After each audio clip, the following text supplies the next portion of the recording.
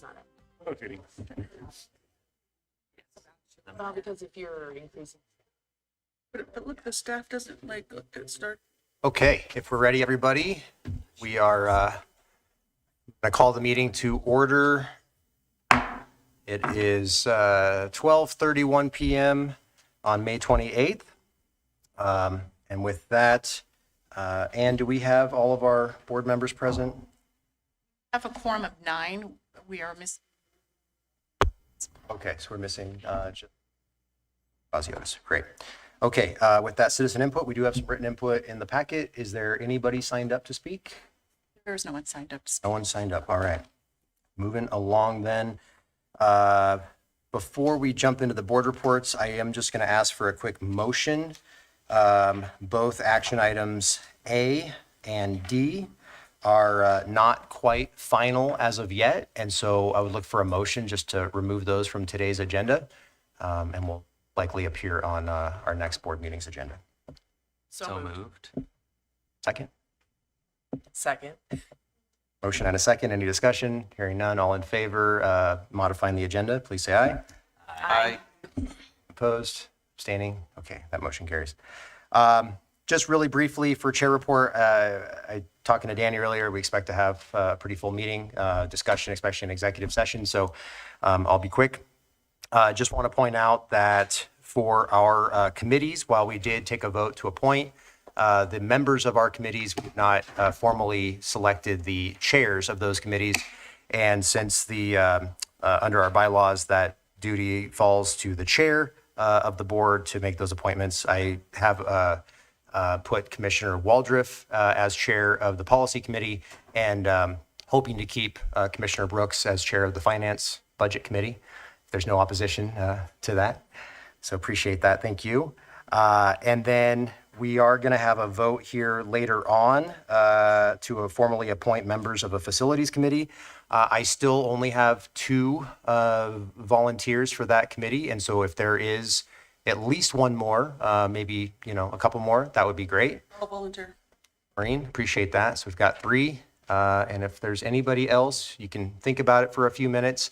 It's only going to meet quarterly, so not a lot of commitment here, and maybe some good opportunities to tour the building and check out the facility. So please give that some thought.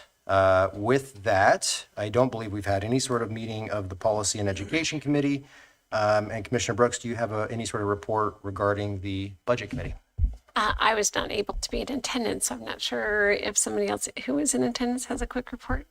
Patricia? I was there. You were there? Okay. Mostly we talked about some of the budget issues that we are going to be discussing today, just with the changes coming down the pike from the state as it relates to the FPHS funding, Foundational Public Health Services funding. That was a big part of the discussion. And there was one other topic that we had touched on too that was a major one. Executive session. Maybe it was in the exec, so I'll just stop there before I say too much. So, but that is it, and we are going to get into that budget discussion here in just a bit. So, with that, if there is nothing else regarding the budget committee, we will move on to consent. If there's a motion to adopt the consent agenda as presented. Is there a second? Second. Motion and a second. Any discussion? On this contract amendment for Dr. Artsis, I guess I don't understand what that was. So that's the backup health officer, correct? So if Dr. V is unavailable, out of town, and there's an issue that arises that needs a health officer's I get authority. what it is, but I'm wondering what the time, is there a certain amount of time set aside for that person, or is it just as needed? It's as needed, and And what's budgeted for that? it's a 3-year contract, I think. Do we know the? It was 3 years till 2029, but what's the budget for it? If it's in the, it's Kim.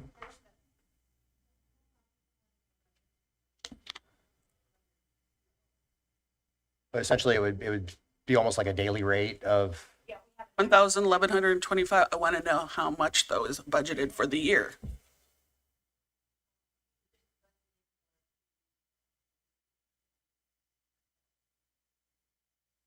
Like I said, I can do the math. I was just curious about how much you budgeted for that. Okay, I'm good now. Any other questions? Okay, we've got a motion on the floor. All of those in favor of adopting the consent agenda as presented, please say aye. Aye. Opposed, abstaining? Okay. Well, with that, we are going to jump into executive session. Michelle, do you want to read us in? I would be happy to. So the board will go into executive session for a couple of purposes: litigation, potential litigation pursuant to RCW 4231-10-1I. And I presume we still need labor negotiation under RCW 4231-44. In attendance will be the board members, the administrator, Sandy Hughes from HR, Kim Kramars, and Melissa, and I think we should plan on half hour to start. Okay. So that would bring us back at, 7 minutes after? 12:07 or 1:07? Okay. Anything else, Michelle? Okay, then with that, the folks who are not staying for executive session could excuse yourselves. Call you back in.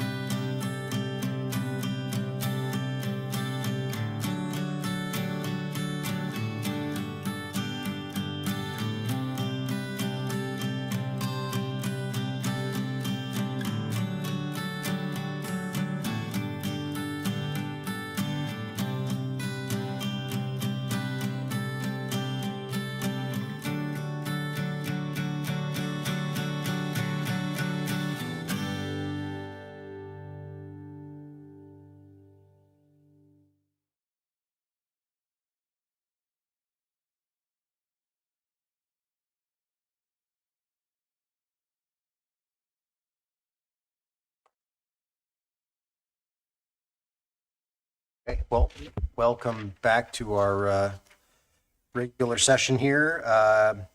Executive session went exactly as long as we thought it would. We're joined in progress by Board Member Derek Paziotis. So we've got our full complement here. With that, we did set aside 7A at the beginning of the meeting, so we will move to 7B, action item resolution 26-07. Wants to tee this one up? Is there anybody who wants to go over on this? This is just changing the authority. Yes, sir. It's just changing the authority. I'd like to say thank you to Ray and Kim and Ann for the extra work that they put in during that time frame. They left it in a good place when I came in, and I appreciate all the assistance that the three of them. Any questions? Yes, I have a Marie. question. It talks about reducing their pay. How much was that total? Did that get added back into the budget, or like is 15% for each one of them? What's that total amount for the three?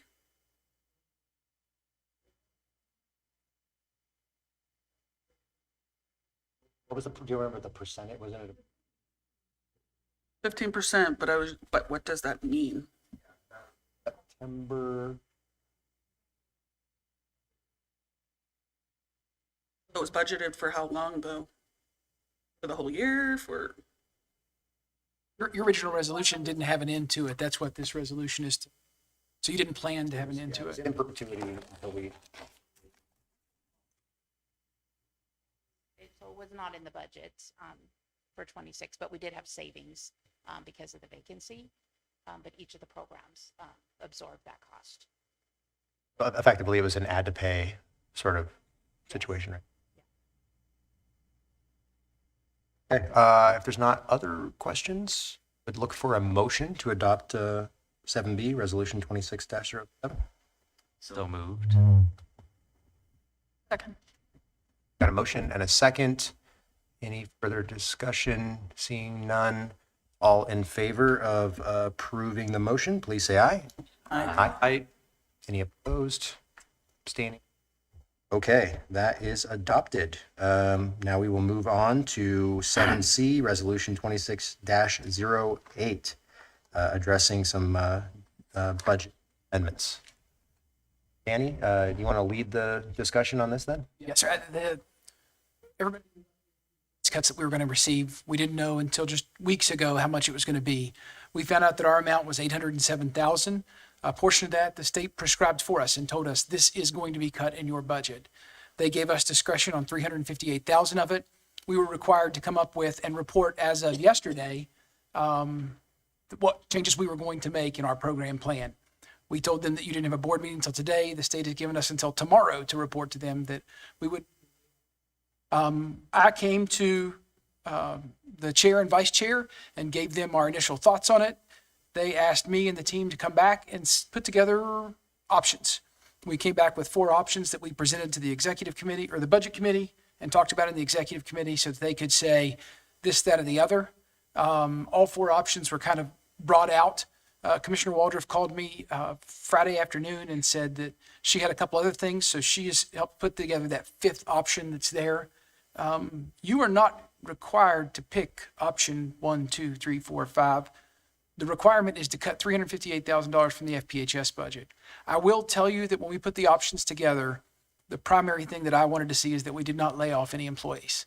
All 5 options keep all the employees where they were in terms of salary and benefits. Some of them will move in every one of the options. So in terms of their experience, it may be a little different in terms of the job or who they report to, but all employees will have a job. And that was really important to me to make sure that we did. So all 5 options have that. Some of them are better than others, in my opinion. And I think the board members who've heard that in the committee meetings agreed with me that some options are better than others. Options? Everybody had a chance I to. have questions. I've been through the options, but I have questions. Well, first, I believe that when Lola left, I thought we were not going to hire them. Where's that at in here? So we have to cut with each of the amounts that we cut, the indirect rate, and basically pretty close to what we saved from Lola's position. We'll take care of the indirect rate in this. So it's within $20,000. In what? Within $20,000 of what she had will be the indirect rate. So on top of that cut that we had, we have to make changes to our indirect rate as well. The 358 is taking that into account. Yes. Question about that still though. If I think we paid her to a certain date, did we have to pay that out of the budget, or was that like an insurance thing that paid that? That was paid out of the budget, wasn't it, Kim? Yeah. Why wouldn't insurance cover that? Did we file a claim on that? We did file a claim on that, but because there was no loss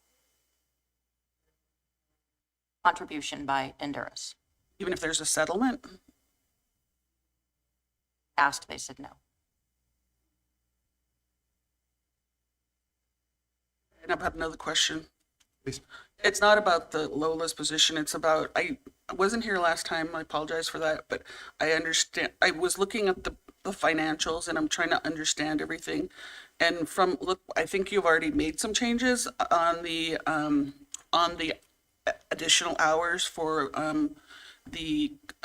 what is it, the methadone clinic? Treatment services, Treatment yes. services. And what I'm seeing in the budget is that like since February, it's losing like $40,000, $70,000, $50,000 a month. I can't see where like salaries have gone up. I don't see that really. There's not a big difference there, but I'm trying to figure out what's the problem. And it doesn't, okay, so it looks like this about the same number of people are in treatment, around anywhere from 902 to 930 something. It fluctuates in there. So, and if you add those hours, I'm like, it doesn't really make sense to me from a business standpoint to have that, because I just think that if that's what's causing that loss, it doesn't make sense. I don't know where the loss is coming from. I can't understand what is it called? The one thing I could see that went up quite a bit was, I don't know what it's called, like, it's the third line. I don't know, there's the budget on it. But I was just like, what is that? It says services. And I don't know what that means. Like you have salary, fringe, blah, blah, blah. I think there's something that says services. So from January, it was like 40,000. Then it went up to 90,000, something in there. And I was like, what is that? Is that like legal services for? Well, but I thought all of it was true. Well, is it all true? Are you looking at options or? No, I'm looking at what they sent us for in our packets. It gave us a budget that said service. I was trying to figure out oh, here it is right here. It says services. There was 48,000 in January, 99 in February, 98 in March, and 106 in April. What are those services, and why did they double between February, March, and April from January? The all under services. What is that?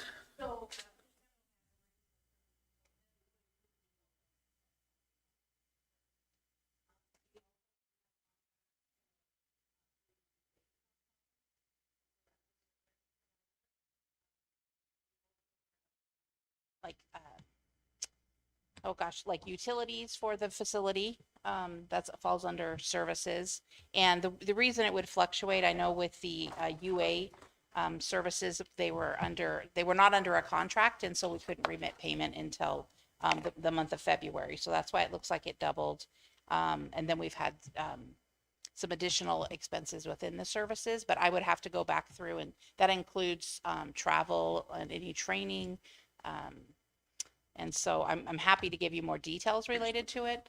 But there's operational costs that fall under service as opposed to the supply, like the weekly methadone that we would. I don't know. And just to be clear though, I mean, this doesn't pertain to the FPHS changes Correct. that we It's have. No, not but I Yeah. thought it had something to do with it if you're losing money though. I was like, but I guess it doesn't then. Okay. No, the treatment services doesn't have anything to do with the FPHS. They're completely Well, I separate. guess in that part of the question budget. would come for later then, because I don't understand if we're doing these additional hours. Doesn't seem beneficial to us, the health district, because they're losing money. Kim, is this something we can answer today? Do you have the information, or we Sure, I could can have a look broader closer at discussion? it. Yeah, well, I'm. Okay, so maybe after we get through this, when we get to the point of reports, and obviously we have those written, but we can just call you up and we can talk about it then. Okay, Yeah, thanks. let's do that.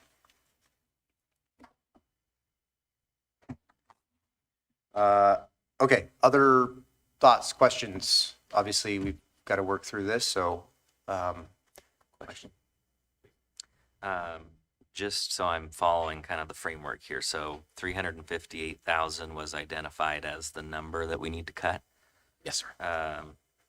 It seems that I think all 5 options total 403,000 each in expense reductions. So why the difference there? We sandbagged on a little bit of everything. Say that again. We sandbagged on a little bit of everything, so we didn't get to where we were at the end of the year. And if we were looking at something and it got a little less, that we'd have to come back to you and make another cut. You just wanted to be sure you would hit the I'd like to be done cut with it, amount. yes. Over by a few percent. Isn't the 403 just half of the 806? The 403 is half of the 806, I think yes. maybe the, So on some of these, though, you will see that this is not going to all add up to 358 at each one. Okay. But we do have things that are just a little more, so that we're not coming back to you at the end of the year and saying that we got to 332 and we need some more money. but I think the 403 includes the state mandated cuts That's in correct. each of these graphs. 403,000 is half. Your budget goes until December 31st. These programs go until June 30th. So we have to make a plan for the entire year, but your budget only goes till December. So your decision will only be for the 6-month portion. Mr. Chair. Yes. So what's hard to parse is that some of these the state has made, and then the others, the others are discretionary, but they're embedded in the same line item, so it's kind of hard to, Yes. so, yeah. So I'm just saying the attachments aren't really that helpful If because, you look at the document that we passed out, you can see the 449, and then Kim has the system-wide. The ones that say system-wide, those are the ones that were put out for us. We didn't put anything on the 358 yet. And because- mandated. Yeah, the system-wide cuts are the ones that were mandated by the state.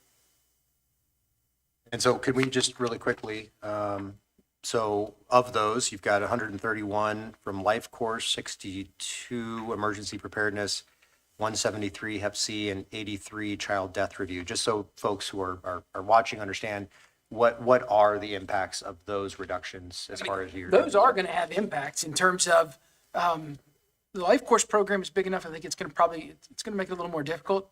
Emergency preparedness, nobody thinks about that until we have a disaster or an outbreak of some kind or a pandemic. So that makes me a little nervous about that. But 62 from 237, I guess, what are we losing? Is that half an FTE? Is that, We're doing our best to take we are doing to take all these so that there are no cuts to personnel. So we're shifting some things around, but it's going to work. It's not going to work great, but it will work. So we don't have to lay anybody off because 62,000 was cut from preparedness.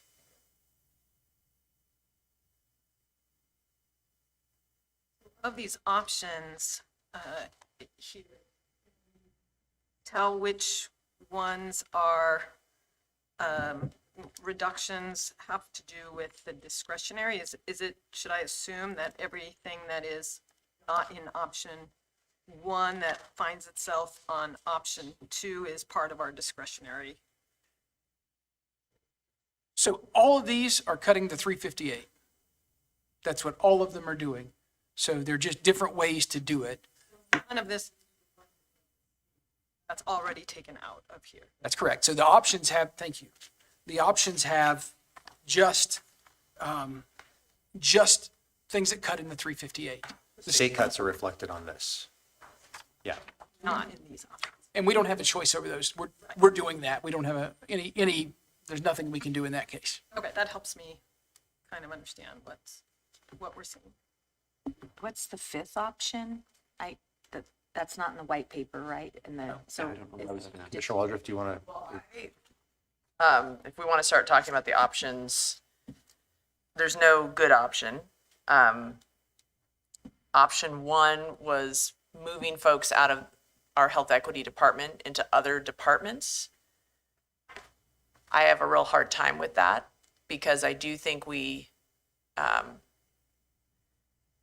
a commitment at the health district to health equity, making sure all of our programs and staff are using a health equity lens internally, and also that we are educating the community about using health equity as an important lens in the work that we do with the community. So I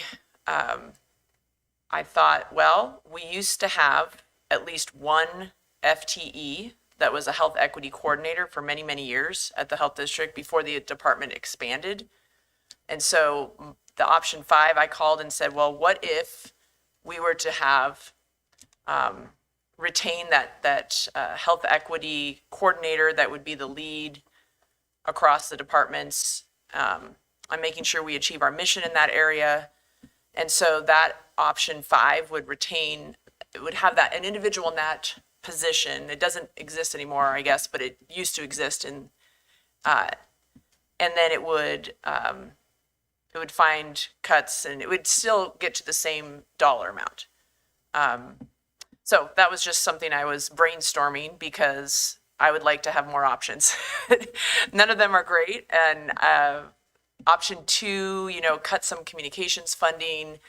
So I think that's kind of part of option 5. It's been hard to parse out all the details, but we can get to the dollar amount.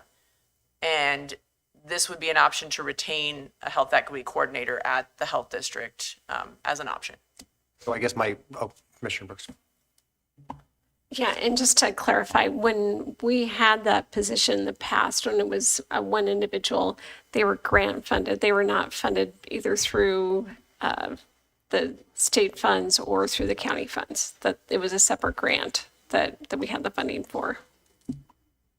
So my question would be, maybe for Kim, is let's just say we do this, what is then the amount that we are reducing from that department if we're keeping one coordinator position? If that was the decision, so what is the savings there? Because then you have to start doing some math to figure out what else to reduce. Yes, so essentially the 179 is approximately salary, benefits, and direct rates. For the coordinator Or the coordinator's closer to 100,000 plus indirects of 20%.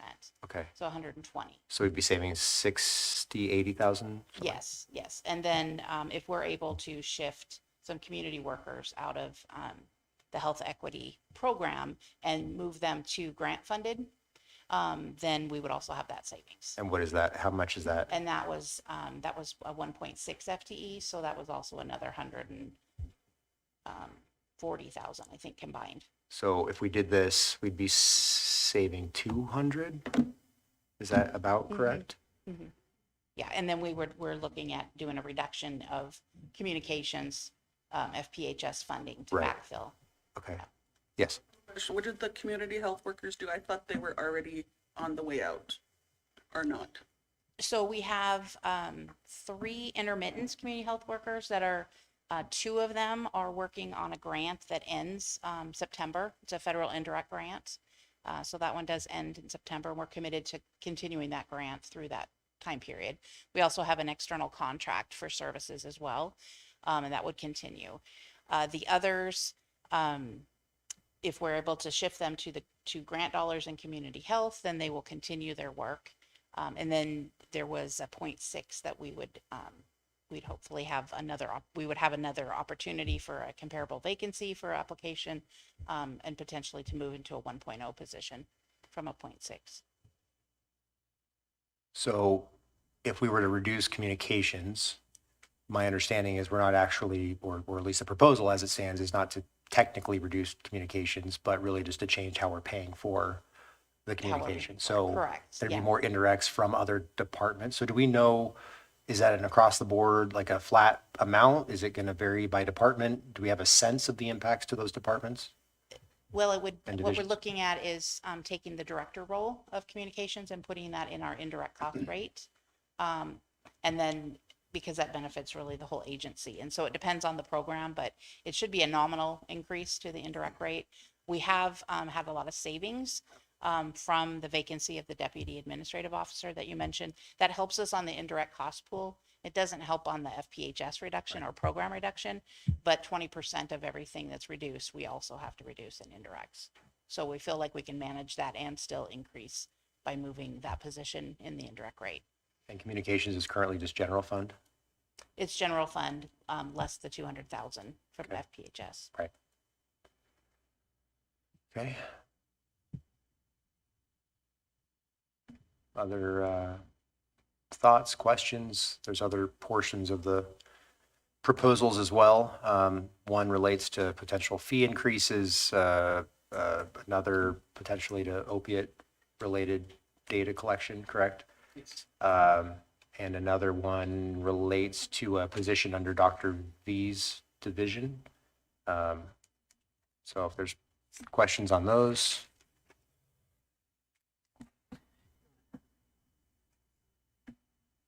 So the option 1 or the option 5 that I was putting forward as a consideration, this expenses are exactly the same on there. I was confused. Yeah. So they're taking from the same, they're just moving things around from the same places. Correct.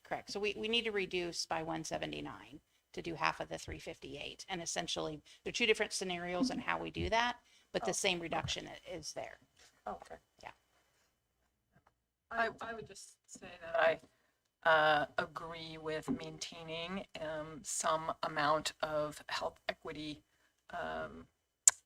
priority that reflects our strategic plans. It is a core priority for national public health associations to pursue health equity. We know that there's a lot of health equity related things and issues that create disparities that directly affect the overall health of the community.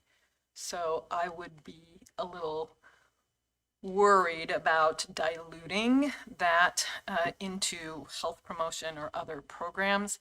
I would almost rather see it go the opposite way, that if there's supposed to be some integration, because of the high priority that is, in my mind, for a public health agency to seek improved health equity for our community. I would even rather see it go the other way, potentially integrate health promotion into health equity. But really, we're talking about titles because we're not necessarily saying that those functions wouldn't happen. We're just saying they would be in a different department with a different name, correct? So I know what you're saying, but in reality, they get diluted and the work gets diluted. We've seen it happen in our facility all the time, and it makes it so inefficient to do that. You need at least one person focused on that. Well, and I guess my question would be, if we have this coordinator, what is their duties? What are their deliverables, and who is managing and overseeing? Because that has been a major issue with the equity department that has ballooned over many years, is that there really aren't, firm deliverables or key performance indicators that we can be tracking. So how will that work with this coordinator? We went back and found the position description of what it was and would use what it was pre-COVID. And They would stay in comms. it's a health program specialist. And that's also what we have. We have community workers. We also had a health program specialist in health equity prior to a resignation. Can I ask, my recollection when the original health equity resolution was passed, that it was to be one individual who was to work internally with departments only. There was no external focus to the work that they did. It seems that as time has gone on, it has turned more external focus and community education about equity. My recollection I was a board member at the time, Commissioner Brooks was too, that was to be an internally focused position only, making sure that SRHD employees viewed things through what was referred to as an equity lens. And that was the extent of the duties of that position. Can I ask, with this current concept of option 5, how does that fit with the current changes that were made to the equity resolution several months back?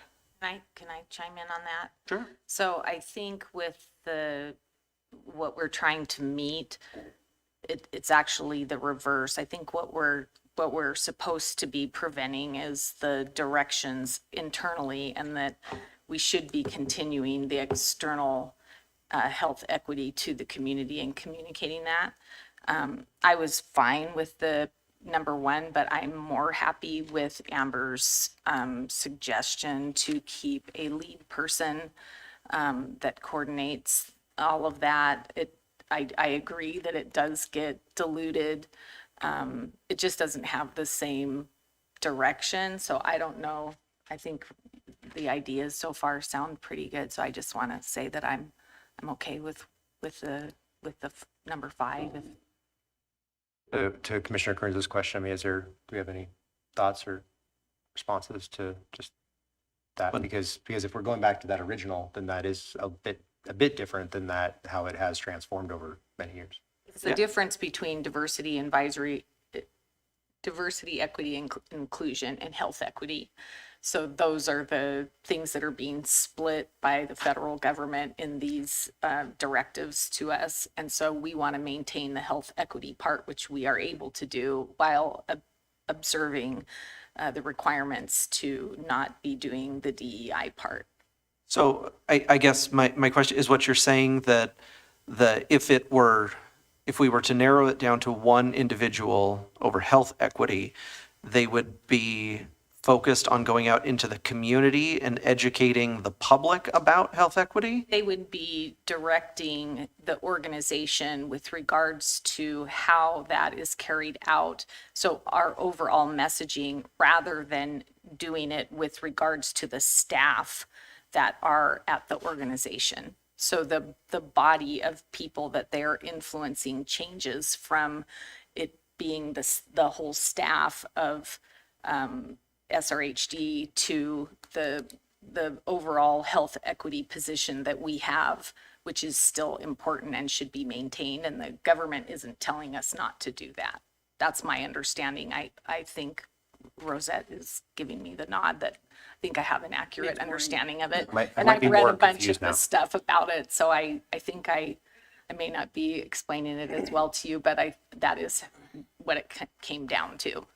So we want to keep health equity as a priority, but we want to observe the removal of DEI as something that is governing our internal staff the way that it was. I mean, my only concern is I don't think the board has ever given direction to have an externally facing individual that is to communicate with the public around equity at any level. It's always was intended to be internally focused. So this is sort of a change from the direction that the board has given in the past.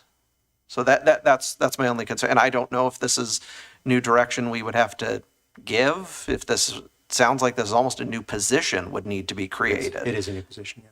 I'm just gonna say, I used to work with the person before all the time, and I saw her as an external Helen Dewey. I saw her as that. I didn't see her as only giving the information to the staff here. It was an she was over at our office all the time. So for me, she was already external, so I don't know what you know about what happened. I'm not going to argue with, I totally believe you, but that was never the intent of what that position was supposed to be.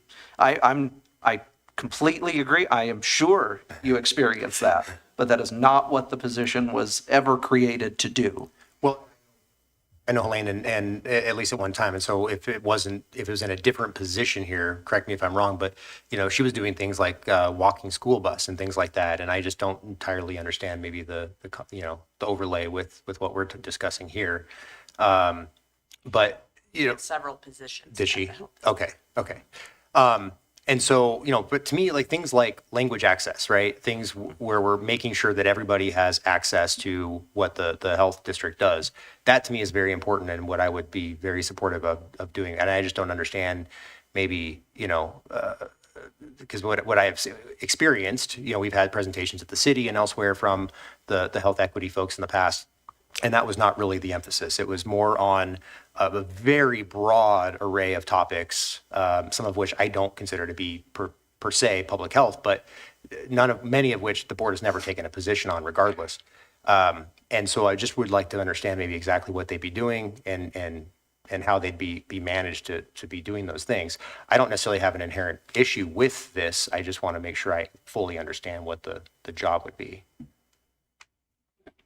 Can I add something? Just has to do with the external part of it. Yeah. From my understanding, and probably Dr. V would know better, but Tony just went to our CEO had just gone to a opioid discussion, and what I think this health district should be telling the public about health and health equity is, like, Native men are the people that are dying from those opioid overdoses the most. So that's people, not just people in here. Everybody needs to know that Black and Native women die more from births. That's what your health equity person should be talking about and working with the community about. That's where I see it as, and that's where I would be, that's what I think. Well, I guess, and so that's where I'm a little confused, because are they working to make sure that there is access to healthcare for individuals to prevent that from happening? Or are they just telling people that folks are dying? I think it's And that's where I just want to both. understand. I don't know. I would assume both. I wouldn't want them just saying, oh, these people are dying and not do anything about it. Right, that's what I want to, yeah, we're just not, it's just not a messaging position, but it's a functional position. Right.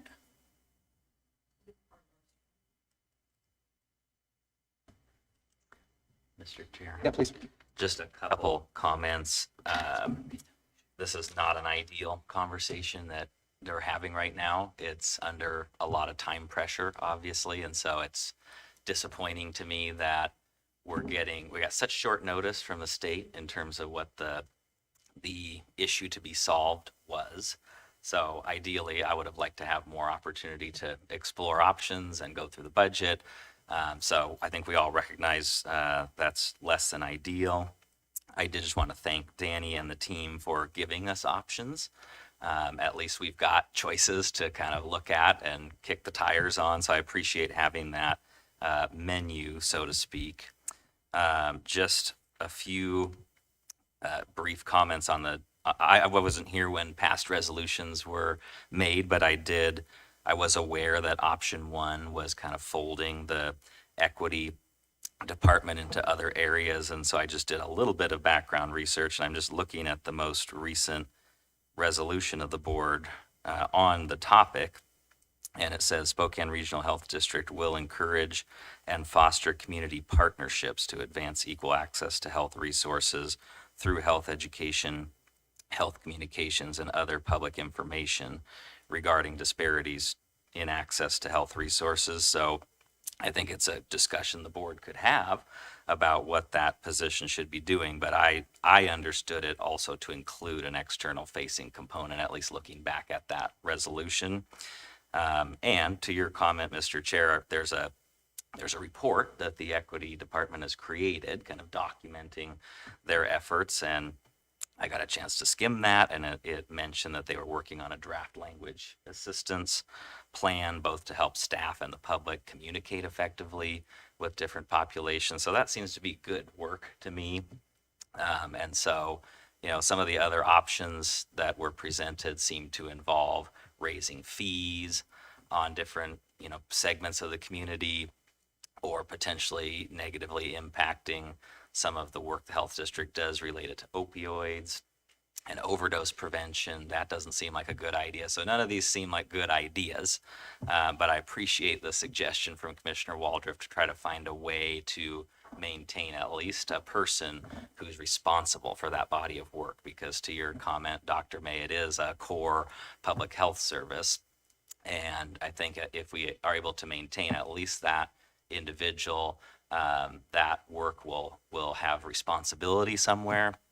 And I'm encouraged to hear that even if some of those staff get placed in different or directed to different areas, they're doing similar work, they can still bring that experience and that lens to continue the important health equity work. But I would love to see keeping at least one person who is responsible for coordinating it all across the agency. So I agree with you. I think option 5 is maybe the least bad option that I can see. I think it's safe to say that we are not going to erase equity no matter what decision. It should be foundational in everything that we do, whether that's environmental health, immunizations, anything that we do. I do see this person as being a little more internally focused. So, for example, if there was a discussion that was going to be had at one of the opioid task forces, Dr. Velasquez is a big part of that. This person could be technical assistance to him and help him with his presentations and preparation of that.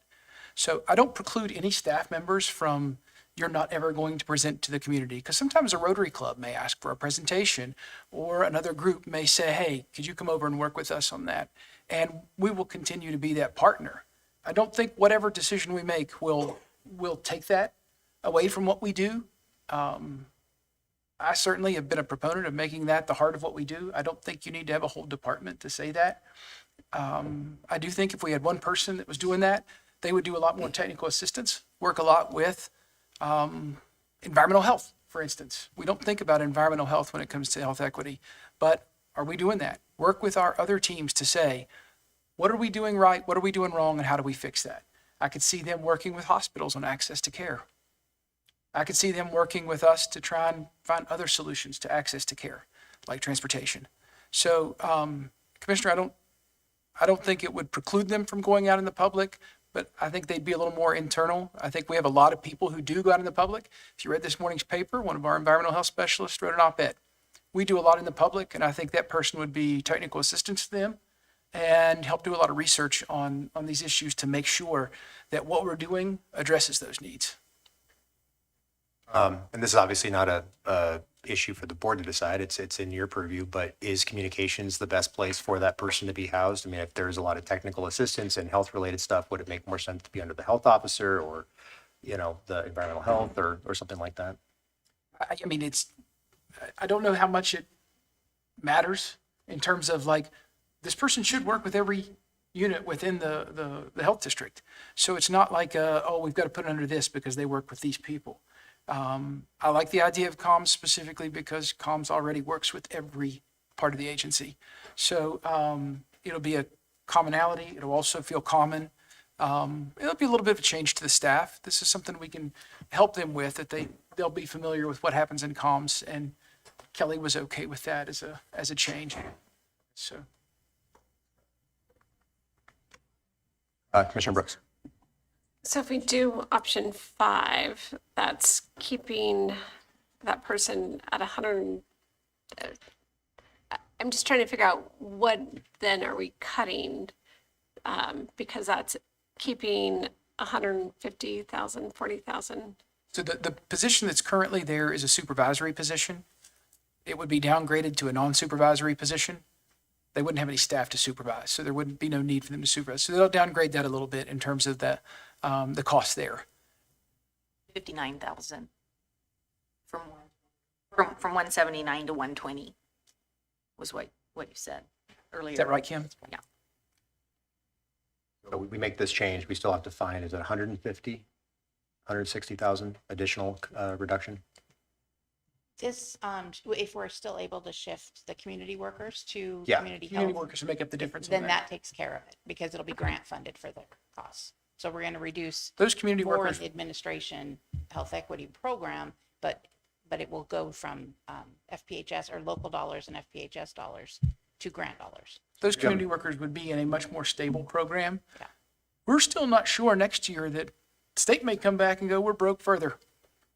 So this puts them into a more stable program that is federally funded and has been in existence, is a little more robust. From the finance side, though, maybe I'm a little confused. So if the proposal was to essentially reduce the entire department and now we're not doing that, does that not mean that we have to find another savings somewhere else? That's where I'm getting confused here. Correct. So using communications, they have 200,000 FPHS. We're going to reduce that and then reassign the director into the indirect cost rate, which will save that. It'll be a shift to a different funding stream, essentially. Okay. So So that- functionally, it's taking a portion of number 2 and a little bit of number Yes. 1 and putting them together. That's what we're Yes. talking about. Okay. If you're welcome to, yeah. I'd like to make a motion to accept number 5, option number 5. Can you clarify what number 5 is? 5 is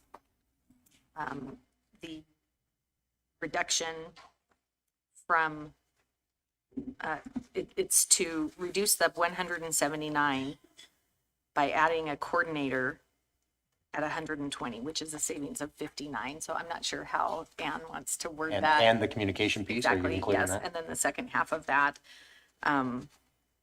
is 100 to reduce 1.6 FTE, was that correct? And that's $140,000. It saves a total of 200,000 between the two. Is that correct? Yes. Yeah, it's And do we- reassigned. Do we also need to include in that the changes to those departments' budgets that are going to make that up in indirects? Well, for the resolution itself, we have the the tables that you have is how the budget's presented to the board, and the board approves at the funding level and at divisional level. So we don't usually get into that detail. So it's really approving the amendments as presented in attachment 5, which is a reduction to administration expenses of 179, community health of the 107, and disease prevention and response of 117,500, and offsetting foundational public health services. So in your packet, you have the resolution, and then attached are options for whichever you choose. And the motion that's been presented, it would be Resolution 2608 with attachment A, option 5. That, I think the confusion is option 1 and 5 are the exact same numbers. money, money wise, but I think what Chair's talking about is, do we need to add in what we have just discussed? Well, and you mentioned disease prevention.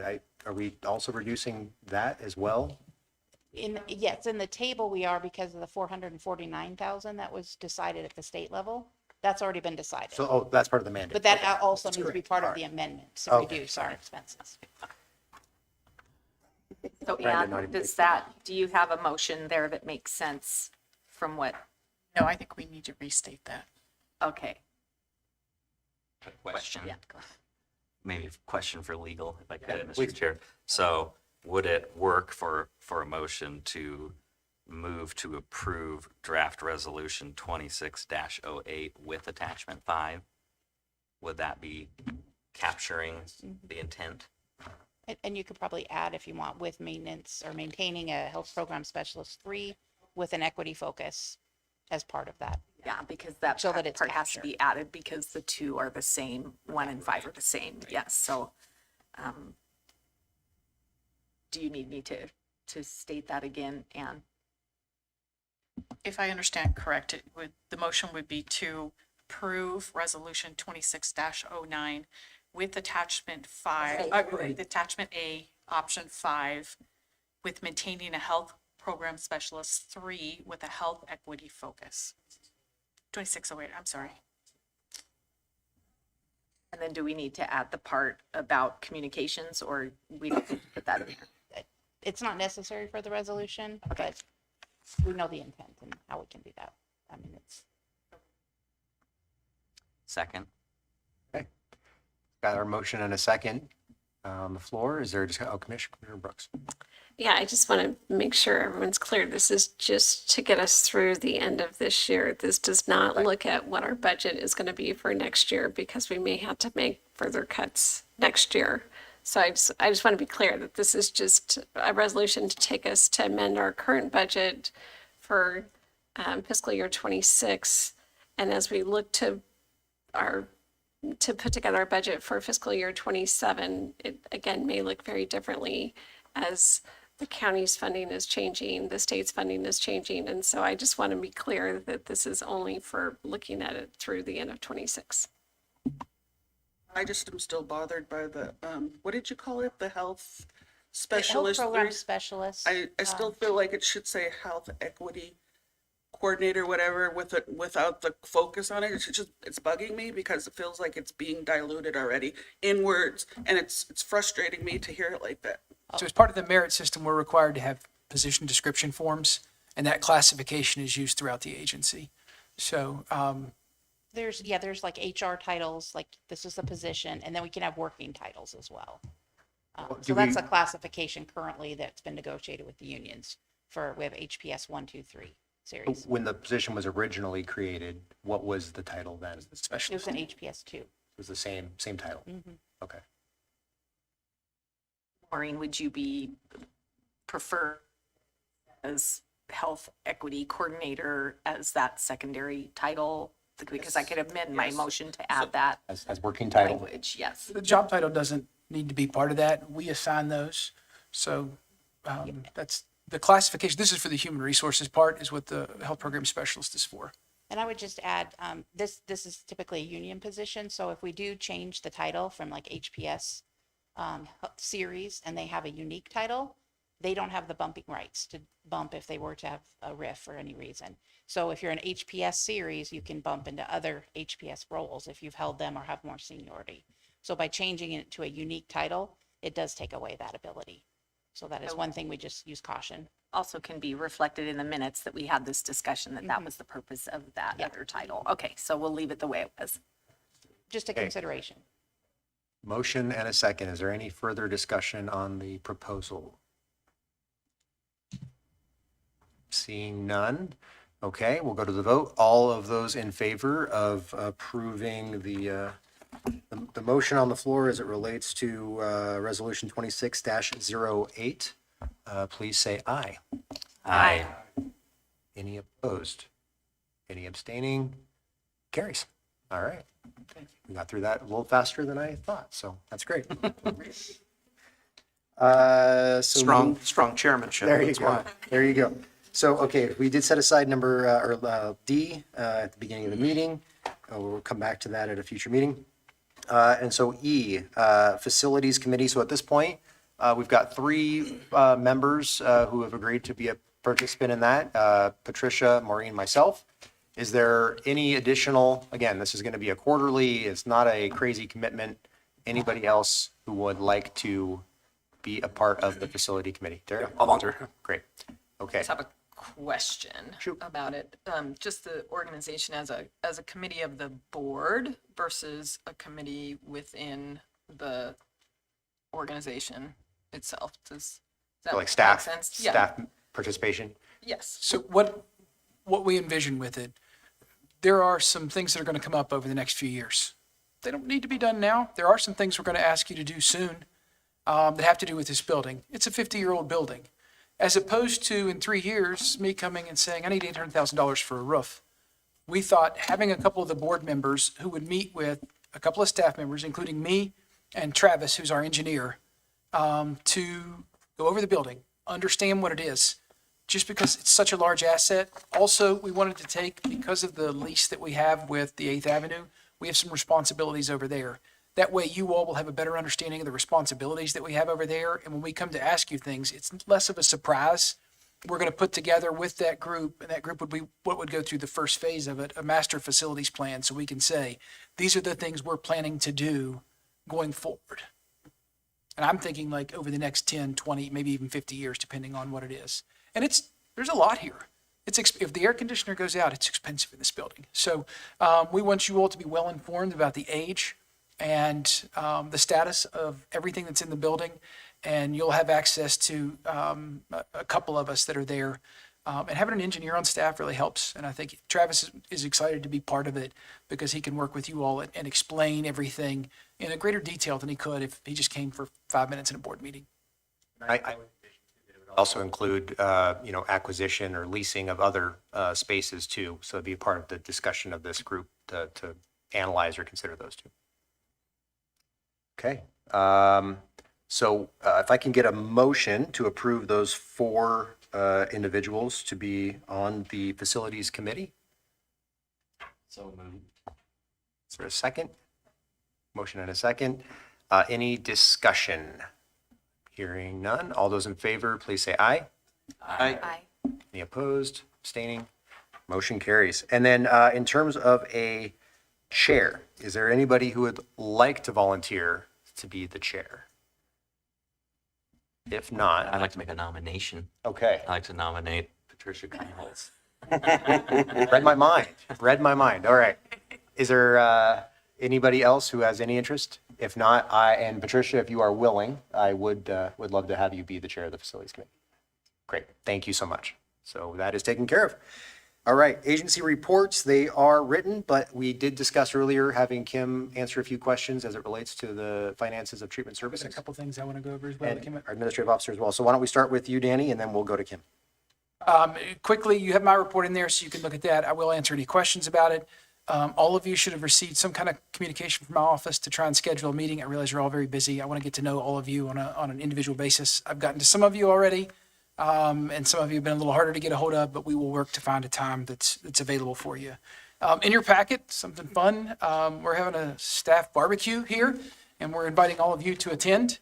If any of you want to come and cook, you're welcome to help. The executive leadership team will be doing the cooking. The staff just comes to enjoy it. And then the last thing, which is really kind of bittersweet, Ray is under the weather and wanted to come down here. But Rayburn announced his retirement coming over. So we have actively began a search for his replacement. He's literally given half of his life to this organization. So I certainly am going to thank him from me for the little bit of time that I've gotten to work with him. He's made sure that there was a very easy transition. He and I really have had a lot of good conversations together. But I just wanted you to know that he will be retiring as of July 1. Okay. Well, hopefully he can be at our next board meeting and we can thank him in person. I'd like to do that. That'd be great. Okay. Kim.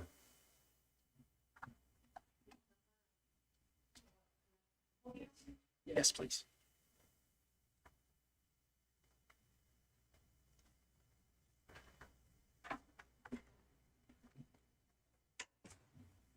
So just a couple of quick updates as far as finance. Want to report that we've closed out December 2025, the year-end books, and filed the annual report with the state auditor's office before their required deadline of May 30th. So that's been filed, and our audit has actually started a little early. They were looking for a place to start. So about mid-May, they've been doing their planning and review. So they'll be well under their way of the audit here shortly. And then as far as financial statements, they're in your packets. And to answer your question, Board Member Rosette, services in treatment services and in the agency have multiple categories. And one big one that I didn't mention earlier was rent. The big piece of their expenditures for services at treatment services is about $40,000 a month on rent and other fees related to that. There's also software for the electronic health record and for the billing. And so we have the software maintenance as well as we get charged monthly for the number of encounters that we bill on. And so that is part of the. What is the it said something about moving to a new software? Yes, in the consent agenda earlier today, the electronic health record they currently have, we went out for an RFP process and they're going to be moving to, I think it's called SAMS, and the NetSmart took that. And so that is the reason why that was brought forth, updating their cloud-based electronic health record. Yes. Clarification, so under the expenses, the categories, so things like rent and the software, would that be under services then in that category? Or is that Yes, it would be indirect? because it'd be considered what we call repair and maintenance is all the software maintenance related. So that's an uptick for that. And then again, I mentioned the UA, the service for the UAs is a significant cost to the program. Danny, would you just lay out kind of what the changes are that you made to treatment services hours and structure? So we did two things. One, we rolled the hours back a little bit so that there were still hours on Saturday. There's still extended hours, but we were able to manage it within the existing staff. The other thing that I think made that really difficult is we had these two tiers of staff. We had this program and expansion program. We blended those together so that it's a program. It's just one. I didn't see the need for it. It caused confusion with the staff. It caused confusion in the discussions that were here.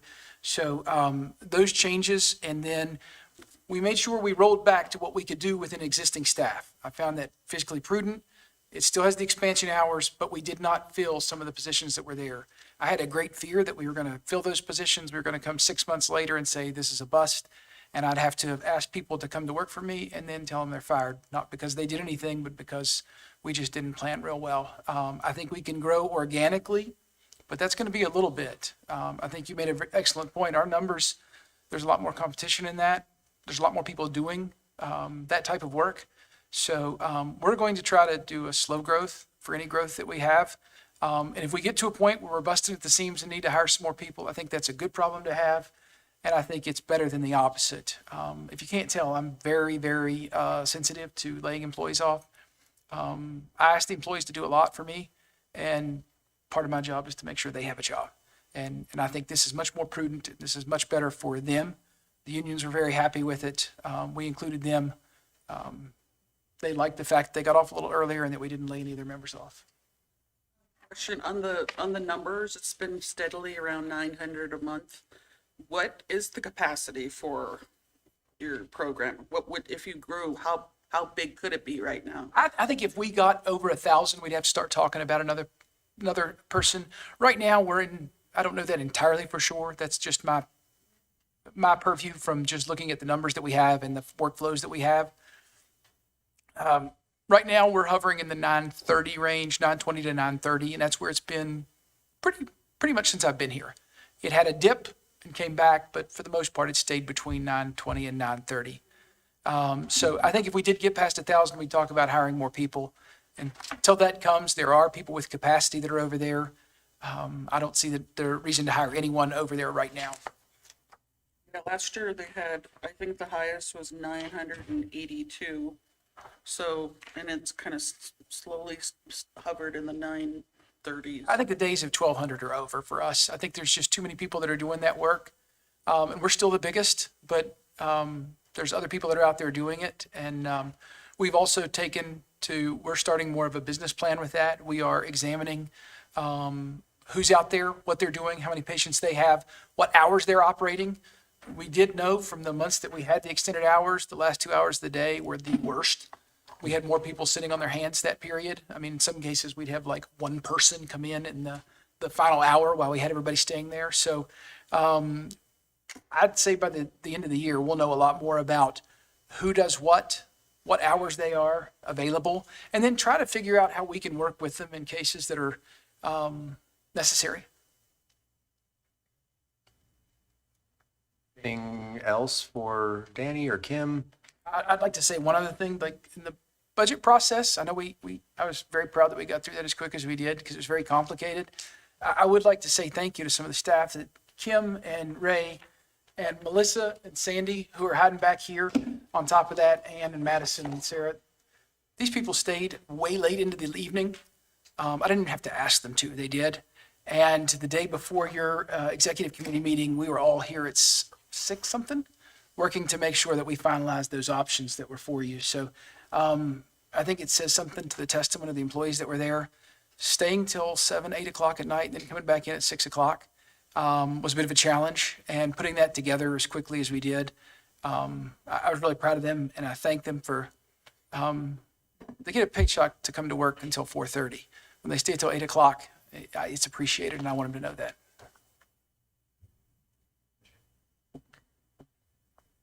I don't have to push the button. I got to remind myself. No, I just wanted to say I also thank the staff, and I thank Danny for looking at all options that would not eliminate any people who work here having to lay off anyone. So thank you for giving us different options, and thank you for being open to my continuous brainstorming. After you presented Thursday, I emailed late Thursday, and Friday you already had an option put together, so I really appreciate that. So thank you. Good. If there is nothing else for either Danny or Kim, are there any questions? There is no presentation, but are there any questions for our health officer related to anything in the report or otherwise? Not seeing any. We are trying to do these reports in writing and give them to you at least 7 days in advance. Well, I think we did talk at our exec meeting about trying to maintain some sort of presentation from the health officer to the extent we can. And, that may just be on a ad hoc basis when there's something more important to discuss, but something we'll talk about for the next meeting. Mr. Chairman, we just knew that your meetings went long, and we didn't want us to be the reason for them. Absolutely. So we're here for you guys, and want to make it as easy as possible for you. Definitely appreciate that. With that, is there anything for the good of the order from anybody? I don't think there's any further citizen input, correct? Nobody's come in? Okay. So if there's nothing for the good of the order, then please watch for the possibility of a special meeting to tackle one or more of those items that we did take off our agenda today. But if not, we will be back on June 25th. So with that, we'll call us adjourned.